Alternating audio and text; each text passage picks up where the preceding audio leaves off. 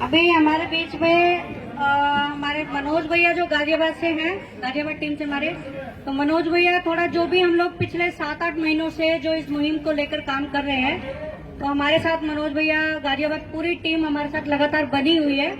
तो आज अपना जो ये 7-8 महीनों का हमारा जो एक्सपीरियंस है, जो भी हमने मेहनत की है और आज हम यहाँ तक पहुंचे हैं, तो इसके लिए पूरी रणनीति और अपना एक्सपीरियंस सब बताएंगे और आगे के लिए भी जो भी प्लानिंग्स है, तो मनोज भैया थोड़ा सा अच्छे से बताएंगे।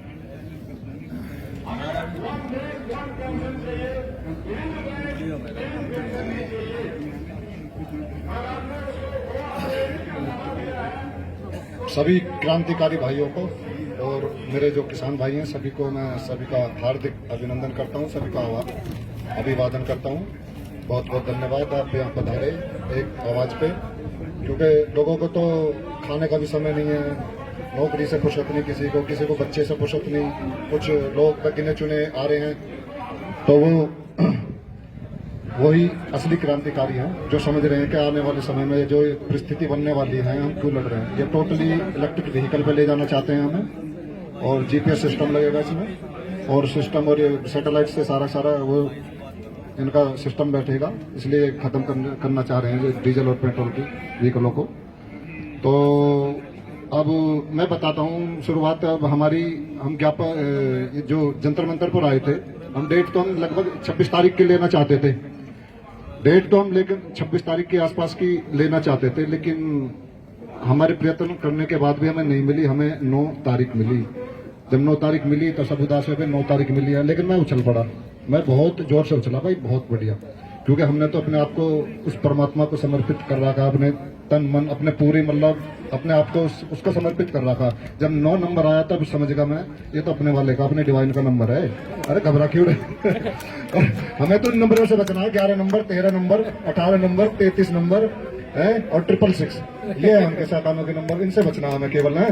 तो मैं बहुत जोर से चला, फिर मुझे तुरंत याद आया एक श्रीमद् भागवत महापुराण का है, जो 10वें स्कंद का है, द्वितीय अध्याय का 26वां श्लोक है, तो मैं सुनाता हूँ थोड़ा। सत्यव्रतम सत्यपरम त्रिसत्यम सतस्य योनिं निहितं च सते सतस्य सत्यमृत सत्यनेत्रम सत्यात्मकं त्वां शरणं प्रपन्ना। अर्थात भगवान आप तो सत्य संकल्प हो, आपकी प्राप्ति का श्रेष्ठ साधन केवल सत्य ही है। सृष्टि के पूर्व, प्रलय के पश्चात इस संसार की स्थिति में इन तीनों ही असत्य अवस्थाओं में आप सत्य हो। पृथ्वी, जल, तेज, वायु, आकाश, इन 5 दृश्यमान सत्यों के आप ही कारण है, और आप इनमें अंतर्यामी रूप से विराजमान भी हो। इस दृश्यमान जगत के आप परमात्म स्वरूप हैं, आप ही मधुरवाणी और सम दर्शन के प्रवर्तक हैं। भगवान आप तो केवल सत्य स्वरूप हैं, हम सब आपकी शरण में आए हैं, तो हम उन्हीं की शरण में चल रहे हैं। तो इस श्लोक में 9 बार ही सत्य शब्द आया है, 9 बार, तो मैं उछल पड़ा। 9 बार जब सत्य आया तो मैं उछल पड़ा। ये तो अपना ही है यार, 9 तारीख, ये सब कुछ हमारी नींव यहीं से रखी जाएगी। मैं बहुत उछला, तो ये हमारी नींव ही लगी, यहाँ से ये गड़ चुकी है ये तो। और ये जो हमारा आपने देखा citizen action of group India, citizen action group of India जो है, ये कोई ग्रुप नहीं है, ये कुछ नहीं है, ये एक हमारी सभा है। सभा जैसे ग्राम सभाएं होती हैं और जैसे मतलब जो वार्ड की सभाएं होती हैं, ये इस तरह से महानगर की एक सभा है। हमें ही नहीं जिंदा करना है, एक सभा बनाई है हमने। ये कुछ नहीं है, ना रजिस्टर्ड, ना कुछ, ना इसका अध्यक्ष, ना किसी का फोटो, सबका मोस्ट वेलकम है इसमें। तो हमें इनको ही जिंदा करना पड़ेगा। यदि आप किसी व्यक्ति विशेष के पीछे चलोगे, किसी व्यक्ति विशेष संगठन के पीछे चलोगे, कोई नहीं बचाएगा, मारे जाओगे, धोखा खाओगे। आपको केवल आप में वो ताकत है, हर किसी में ताकत है, वो अंदर, केवल उसे थोड़ा जगाने की जरूरत है अंदर की ताकत को। हर जगह मेहनत करो, अपने आसपास मेहनत करो। इस तरह की जो एक, ये कोई भी नेता नहीं बताएगा आपको, केवल कोई सच्चा क्रांतिकारी बताएगा। एक डीएम को यदि कोई गलत कदम उठाता है, उसको रोकने के लिए 200-300 आदमी पर्याप्त हैं। वो गलत कदम उठा नहीं सकता यदि उसकी छाती पर चढ़ जाओ, एक डीएम को रोकने के लिए। और एक जिले में कम से कम कई 100 गांव होते हैं, एक गांव में से यदि 30-30, 40-40 व्यक्ति भी जागरूक पैदा हो गए, कई हजार आदमी बैठते हैं, कोई भी हम पे नियम कानून या गलत ठोक नहीं सकते। तो ये तो जगाना पड़ेगा समाज को, और हम इसी के लिए बिल्कुल प्रयास रहता है, और जमीन पर हम इसके लिए मेहनत कर रहे हैं। पहला उदाहरण यही दिया हमने, citizen action group of India, ये हमारी एक महासभा है। ये कोई ग्रुप नहीं, कोई वो नहीं, कोई संगठन नहीं। और इसमें सब शामिल, सबका मोस्ट वेलकम है इसमें। जो अगर आप किसी व्यक्ति विशेष के पीछे चलोगे, किसी व्यक्ति मतलब एक संगठन के नुके जो ये कहे कि भाई मैं बचा लूंगा, मैं ही बचा सकता हूँ पूरी दुनिया को, मैं हूँ, समझ लो छल है, कपट है, धोखा है। बस इस चीज से बचना। अब ये जितने भी क्रांतिकारी है, मैं तो कह रहा हूँ भाई ये बताओ कि कितने कितने बना लिए तुमने आदमी, कितने कितने आ सकते हैं तुम्हारी आवाज पे। तो लगभग 2-3 साल में रिजल्ट ये लिख लेगा, वही गिना चुना। असली पहचान वहां होती है जब किसी पे कोई आफत आए, कोई मतलब इस तरह की मतलब कोई चौकी थाना हो जाए, उस समय कितने हजार आदमी पहुंचते हैं, कितने इकट्ठे होते हैं, वहां पता पड़ती है कि रियल में क्रांतिकारी हैं कितने। इकट्ठी भीड़ तो कितनी भी कर लो, भीड़ तो कुछ नहीं है, भीड़ तो आएगी खा के चली जाएगी, ये काम हम भी कर सकते हैं। लेकिन रियलिटी में अगर देखा जाए तो अभी कुछ भी नहीं हुआ 2-3 साल में। अगर देखा जाए तो पब्लिक जाग रही है, लेकिन खड़े वाले जिसे हम चाह रहे हैं ना, जो बिल्कुल जीवित इंसान जो खड़ा हो, वो तो 0 सन्नाटा है इस टाइम। तो हमें उस दिशा में काम करना है।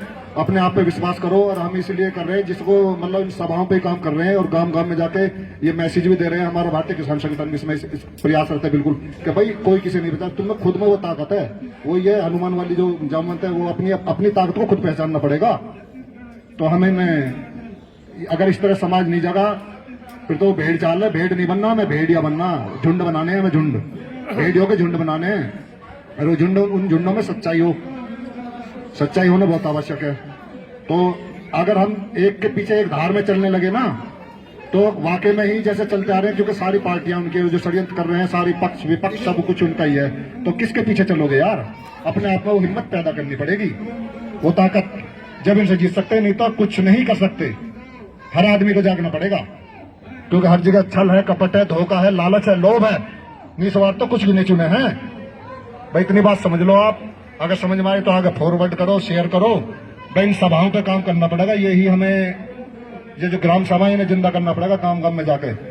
एक डीएम के मतलब एक जिले में कम से कम कई सौ गांव पड़ते हैं, 30-30, 40-40 आदमी भी यदि इकट्ठे जाग गए गांव से, और उनकी समिति फिर एक दूसरे से तालमेल बैठाएं, तालमेल बैठाने के बाद में 300 आदमी सोने पे सुहागा है, 200-150 भी काम करेंगे तो देख रहा था ये हमें इसका देख रहा है। 100 आदमी खड़े हो जाए, 50 आदमी हिम्मत नहीं है, 300 आदमी मैंने कहता हूँ कोई सा अधिकार नहीं अगर ना हो जाए। और ये हर जिले में होना चाहिए बिल्कुल। इसके लिए प्रयास करो बिल्कुल। सबसे बड़ी ताकत यही है, कोई नहीं समझाएगा, मैं बता रहा हूँ। मुंह से कह सकते हैं, जमीन पर काम ना करे कोई भी। तो ये काम हम जैसे छोटे छोटे जो क्रांतिकारी जिनका आज कोई नाम भी ना आ जानता, उन्हें काम करना पड़ेगा। तो इसके लिए काम करो। मेरा तो मानना यही है, ना किसी संगठन के पीछे भागो, ना किसी उसके पीछे भागो। केवल ऐसी जैसे हमने सभा ही तैयार करी, ऐसे अलग अलग नाम धर लो, को नहीं ये फलाने गांव की, ये फलाने शहर की, ये फलाने कुछ भी नाम, एक नाम के पीछे करोगे तो धोखा हो सके, हमें धोखा देगा। तो इस बात को विशेष ध्यान रखो। जय हिंद, जय भारत, वंदे मातरम।